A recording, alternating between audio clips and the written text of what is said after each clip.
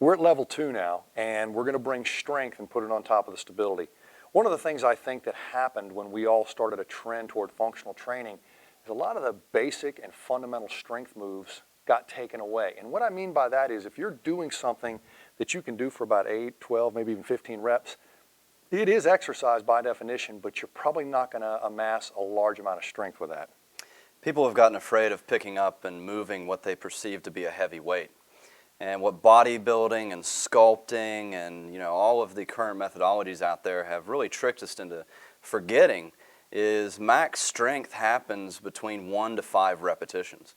And so I'm not saying every time you pick up a weight you try and find your 5 repetition max. What I'm saying is you take something that you can only do 7 times, stop at 5. You stay in that range and you move heavier weights for fewer repetitions, you're going to actually start building some more strength, get that tone, get everything you're looking for with less overall trauma to the body.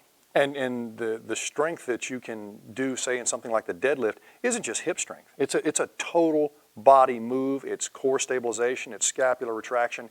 And when we originally opened this video, we told you that you want to either compress or traction the shoulder. And doing that causes almost a neuromuscular reaction at a very basic or fundamental level. It's below the level of thinking, therefore automatic. And sometimes automatic is better. The prime movers stay out of this. I'm not trying to get my deltoids big. I'm trying to get my rotator cuff rock hard, solid, with perfect timing. And when that rotator cuff holds your shoulder joint in better alignment with a better axis point, your deltoid just did get stronger because the alignment is better. We talked about this earlier, that people have confused testing and training. Just because we test strength or weakness of a muscle here doesn't mean we train it here. We want to get the shoulder at that subconscious level doing what it's supposed to be doing. And the deadlift starts to function that way because the scapular retractors, which are stabilizing muscles, don't like to have to move weight in this manner. They want to lock in and stabilize so that everything stays solid. Deadlift is an opportunity to lock that in, transfer energy from the legs through the core through a stable shoulder. It's what the body's supposed to be doing anyway. So you're going to coach me through a double leg, basically in a normal deadlifting stance, but I'm going to do a single arm lift. And doing a single arm lift, taking out the straight bar, first of all, reduces the amount of weight, and people are very scared to use a big weight here. But if you've carried a heavy suitcase more than 50 feet, go back and weigh that suitcase, because that's a good place to maybe start. If you're unfamiliar with the deadlift and have a client that's unfamiliar with the deadlift, you can start there. If they can carry a suitcase, we're going to start with big weight. If you don't give enough weight, they will shrug and curl and not let the traction happen naturally and not really use that grip. And I'm going to do a couple of things when Brett's coaching me. I'm going to try to crush the handle. I'm going to try to hold my shoulder stable, and I'm going to drive from my hip. And these are some very important things, but if you go too light, if you get frou-frou on the deadlift, it's not going to give you what you need. That's exactly right, and you made a great point about people misinterpreting what they're lifting and moving in their daily life. Parents are a tremendous example of this. Parents will pick up their 30, 35, 40 plus pound child 10, 15, 20, 50 times a day, lean over in the car, do these variety of movements with their 50-pound child, and they're afraid to pick up more than a 10-pound dumbbell. So you're already moving more weight than you think you are. This is a total body lift, not an isolation lift. It's okay to pick up something heavier than you think you should. And remember, you've got a bunch of level 1 stuff you were supposed to do before you ever earned the right to pick this up. Do that, do all that stuff very well, spend lots of time there. You can't bring enough stability to these strength moves. Let's get started. Let's get you in position. Okay. We're going to get gray approximately shoulder width. Now, the stick on his back is going to maintain contact with 3 points. We got the head, we got the thoracic spine, and we got it on the sacrum. What this is going to do is if he breaks contact, go down without exactly. Look what's happened here. He's rounded out. This is just not a real good position to lift from.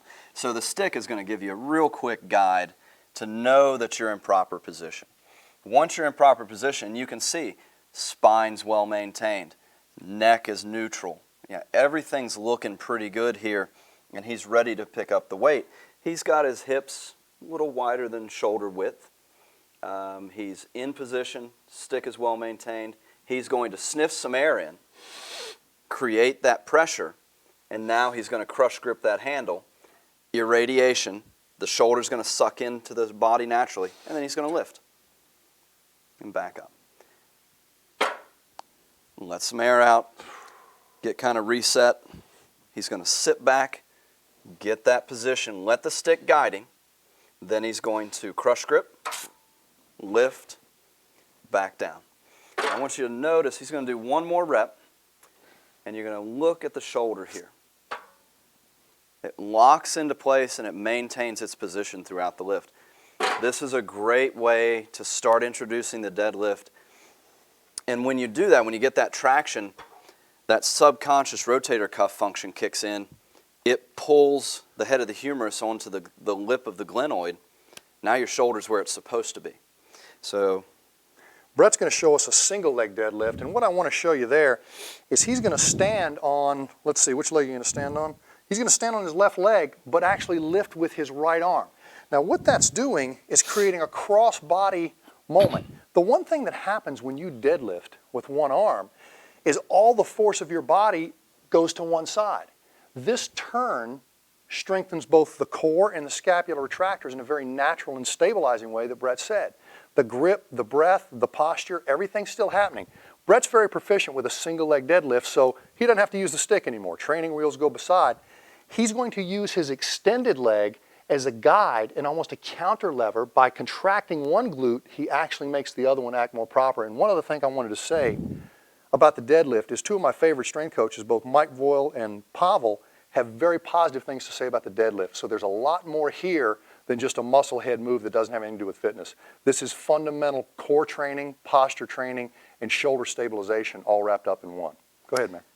And there's also an entire video on the deadlift coming out soon called Safe Strength, which Gray and I have put together. So here we go on the single leg deadlift.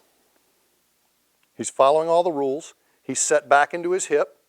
He drives and pulls up and back down. Back position was maintained. He pulls through. He's driving from his hip. That's the prime mover, but everything else remains stable. He's a rigid lever. All right.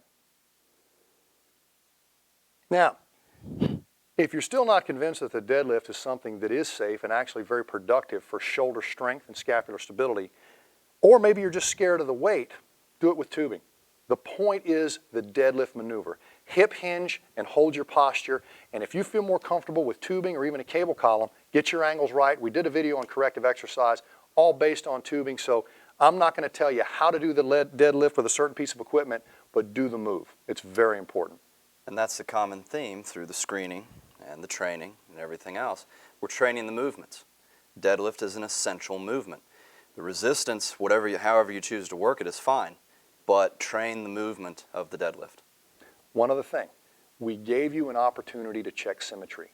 Whenever possible, always do the move on the more perfect side or the normal side. So you can take the normal shoulder, the shoulder that has been functioning normally, and then you've got the other shoulder, the one you've been working on and all the level 1 stuff.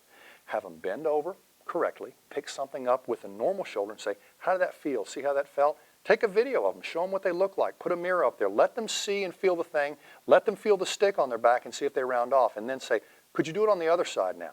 Let them feel and appreciate the difference. They may comment, I really feel weak on that side. And you say, well, your alignment was all off too. You're working twice as hard for half the result. So always use these two body side movements we're giving you to continue to compare everything to the uninvolved side or the stronger side.